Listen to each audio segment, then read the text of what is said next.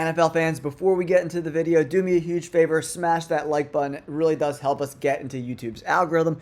And if you want more NFL content for the next season, make sure you subscribe to the channel. My first bold prediction for 2025, the Denver Broncos will win the AFC West. First, we're going to look at the schedule, guys. A lot of winnable games, man. A lot of winnable games.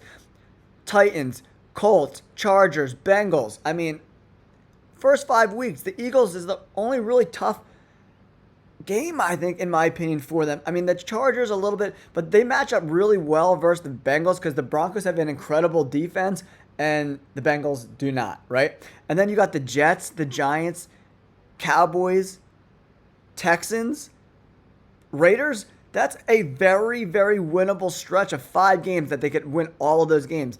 And then they have the Chiefs at home, which I absolutely love too. And then we have Commanders. I think it's a little bit tougher weeks 13, 14, and 15. But then we got Jacksonville here. I mean, I'm taking a look. I see win. And they split the division. So that's 3 wins. And then 4, 5, 6, 7, 8, 9, 10. I see 11, 12 wins for this Denver Broncos team, man. And I don't think the Chiefs are going to be as good as they have been in past years. We'll get into more on that a little bit later. And the Broncos had an incredible draft. They're making this defense that's a top 3, top 5 unit even better, right? Jody Barron joins this defense. They bring in RJ Harvey, the running back from UCF, who's going to be very dynamic in this offense. And another underrated pick that they had is Pat Bryant. He's kind of a big-bodied X-type wide receiver, 6'2", 204 from Illinois. I really liked him in the draft process. They also brought in 2 great edges, Savion Jones and Quay Robinson from LSU and Alabama.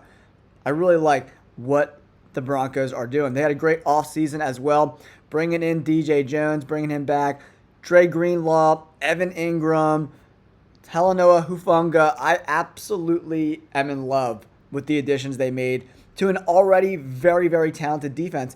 And Evan Ingram was extremely productive the last couple seasons with the Jaguars.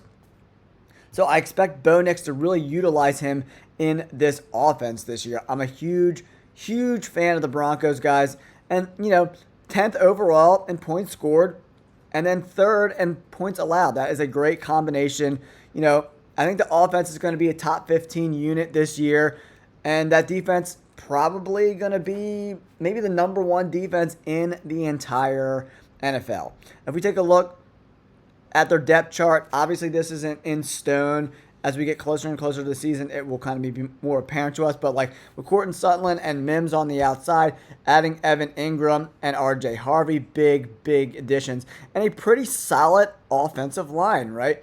And then the defense got even better, adding Greenlaw and Hufanga from the 49ers, Pat Surtain, and then, guys, this is the base defense. They're probably going to play more in nickel, and I expect Jody Barron to be in the mix here, whether it's going to be outside corner, in the slot. He could play safety. He could play a little bit of everywhere. And if we take a look, the Broncos, only gave up 311 points last year, only behind the Chargers and the Eagles, man. I think the AFC West is going to be murderer's row. And if you take a look at the advanced metrics, right, their EPA per play, number 1, negative 0.12. EPA per pass, first again. I mean, they're just very, very, very, very impressive. Completion percentage coming in at 11. Passing touchdowns, where are they at here? Number 6, right? Everything. Sack percentage, number 1. I mean, this team, especially with this defense, Bo Nix in year 2, the Denver Broncos are going to win the AFC West this year, guys. Mark my words.